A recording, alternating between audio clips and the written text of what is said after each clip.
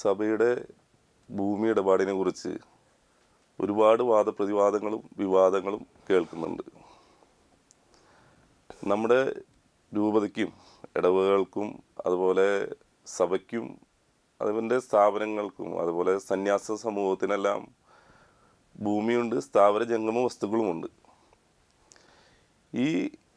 ഇതിൻ്റെ നടത്തിപ്പ് എങ്ങനെയാണ് എന്നുള്ളതും അതുപോലെ തന്നെ ഈ ഭൂമി നമുക്ക് വിൽക്കാനായിട്ട് സാധിക്കുമോ, അതുപോലെ വാങ്ങുമ്പോഴും വിൽക്കുമ്പോഴും ഏതേത് മാനദണ്ഡങ്ങളും നിയമങ്ങളുമാണ് പാലിക്കേണ്ടതെന്നും അതുപോലെ നമ്മൾ ഈ ഭൂമി ആരുടെ പേരിലാണ് വാങ്ങിക്കുന്നതെന്നും ഈ ഭൂമി ഇടപാടുകളുടെ എല്ലാം നിയമസാധുതകളും അതിനെക്കുറിച്ചുള്ള ആ ഒരു വിശ്വാസ സമൂഹത്തിനുള്ള സംശയങ്ങൾ ഒരുപാടുണ്ട്. ഇന്ന് ഒരുപാട് ധരിപ്പിക്കപ്പെടുന്ന ഒരു അവസ്ഥാവിശേഷമാണ് നമ്മുടെ സമൂഹത്തിലുണ്ടായിക്കൊണ്ടിരിക്കുന്നത്.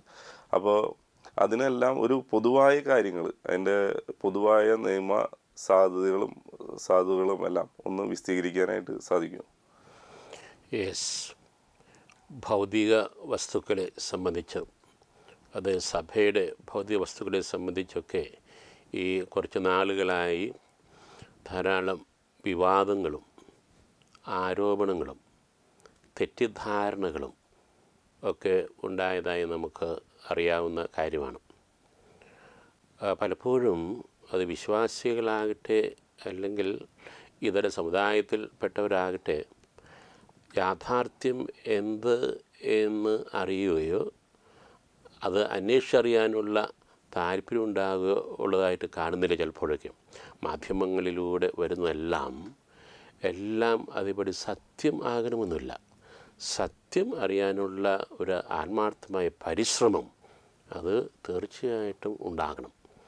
ഇനി സഭയുടെ ഭൗതിക വസ്തുക്കളെന്ന് പറഞ്ഞാൽ സഭയ്ക്ക് ഭൗതിക വസ്തുക്കൾ ആർജിക്കാനും പിന്നെ കൈകാര്യം ചെയ്യാനും സൂക്ഷിക്കുവാനും അന്യാധീനപ്പെടുത്താനും ഒക്കെയുള്ള നിയമാനുസൃതമായ അവകാശമുണ്ട്. എന്തെന്നാൽ സഭയെ സംബന്ധിച്ചിടത്തോളം രക്ഷകനായ യേശു ക്രിസ്തുവിൻ്റെ പിന്തുടർച്ചയായ സഭ, അപ്പോൾ സഭയുടെ തനതായ ലക്ഷ്യങ്ങൾക്ക് വേണ്ടി ഭൗതിക വസ്തുക്കൾ ഉണ്ടാകണം.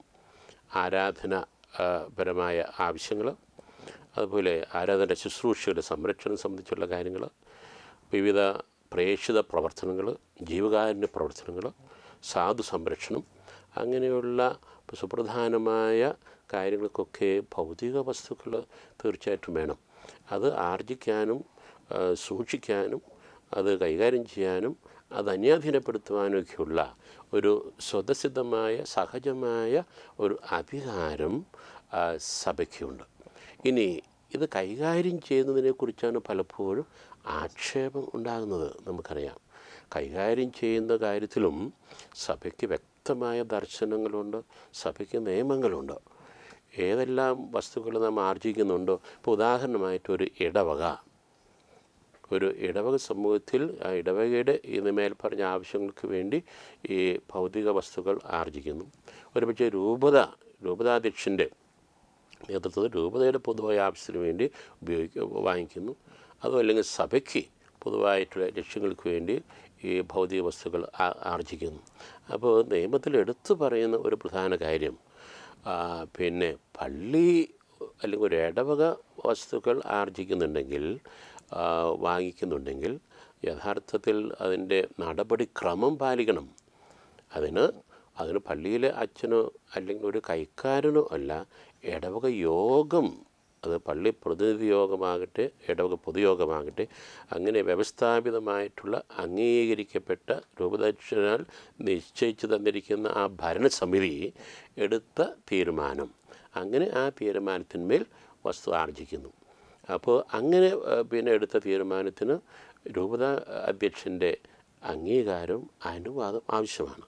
ഇനി രൂപതയ്ക്ക് വേണ്ടി പിന്നെ വസ്തു ആർജിക്കുകയാണെങ്കിൽ തീർച്ചയായും അതിന് സാധാരണ പറയുക 10 ലക്ഷം വില വരുന്ന മുതൽ 25 കോടി വരെ വരുന്ന ക്രയവിക്രയം, പ്രത്യേകിച്ച് അന്യാധീനപ്പെടുത്താൻ അതിന് രൂപതാധ്യക്ഷൻ അങ്ങനെ ഒരു തീരുമാനം എടുക്കണമെങ്കിൽ രൂപതയുടെ ഫൈനാൻസ് കൗൺസിൽ, അതുപോലെ കോളേജ് ഓഫ് എപ്പാർക്കൽ കൺസൾട്ടേഴ്സ് ആലോചന സമിതി.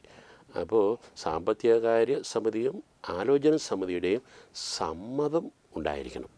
അങ്ങനെ സമ്മതമില്ലാതെ നടത്തുന്ന ക്രയവിക്രയങ്ങൾ, പ്രത്യേകിച്ച് അന്യാധീനപ്പെടുത്തൽ അസാധുവായിരിക്കും.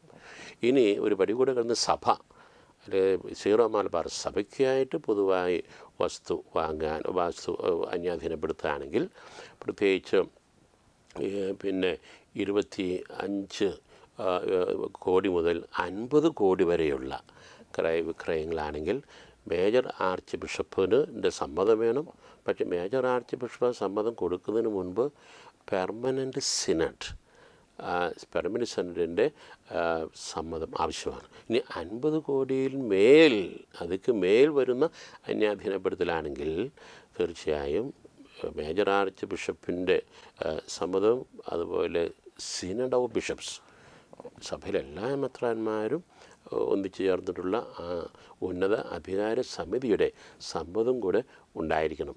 ഇനി പലപ്പോഴും ഒരു അന്യാധീനപ്പെടുത്തുക അതിൻ്റെ വിലയെ സംബന്ധിച്ചൊക്കെ അതിനൊക്കെ വ്യക്തമായ നിർദ്ദേശം, ഒരു എക്സ്പെർട്ട് കമ്മിറ്റി ഇത് എന്തുമാത്രം വില വരുന്നതാണ്, ഇതിന് ന്യായമായ വില കിട്ടുന്നുണ്ടോ, എത്ര വില ഇതിന് കിട്ടാം, അല്ലെങ്കിൽ എത്ര വില നമ്മൾ അന്യാധീനപ്പെടുത്തണമെങ്കിൽ അതൊക്കെ ഒരു എക്സ്പെർട്ട് വിദഗ്ധരുടെ അഭിപ്രായം കൂടെ മനസ്സിലാക്കിക്കൊണ്ട് വേണം ഈ അന്യാധീനപ്പെടുത്താനുള്ള തീരുമാനം തീർച്ചയായിട്ടും എടുക്കാൻ. അതല്ലെങ്കിൽ അത് അസാധുവാണ്.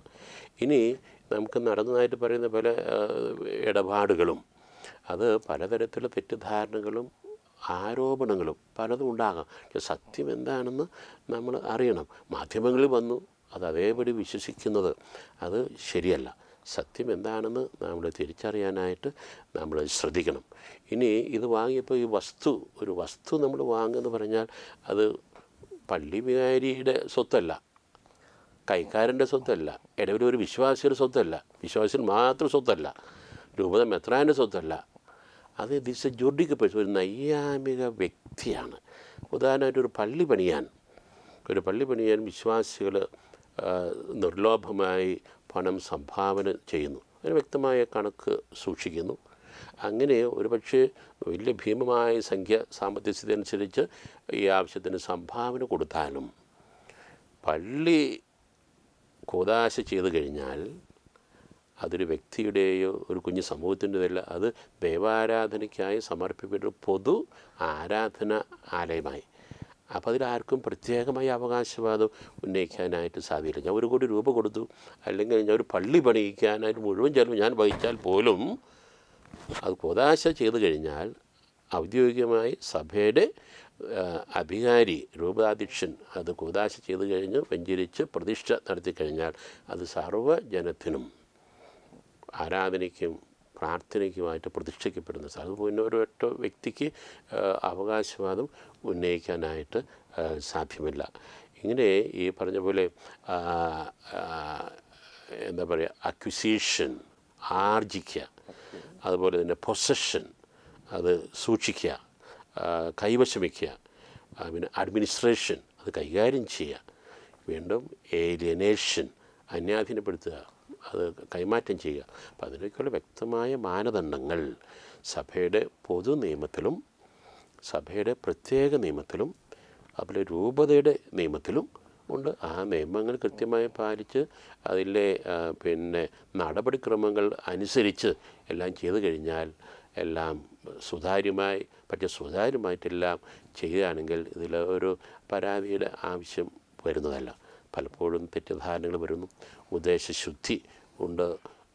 നൈയാമികമായിട്ട് തീർച്ചയായും ഉദ്ദേശശുദ്ധി മനസ്സിലാക്കിക്കൊണ്ട് പരസ്പരം സഹിഷ്ണുതയോടുകൂടെ പരസ്പരം മനസ്സിലാക്കാൻ അത് മറ്റെന്തെങ്കിലും കാരണത്താൽ കുറ്റാരോപണം നടത്തി ബുദ്ധിമുട്ടുണ്ടാക്കാനായിട്ട് ശ്രദ്ധിക്കുക. അത് ഒരിക്കലും ശരിയല്ല. സത്യം അറിയാനുള്ള ആത്മാർത്ഥമായൊരു പരിശ്രമം തീർച്ചയായിട്ടും ഉണ്ടാകണം.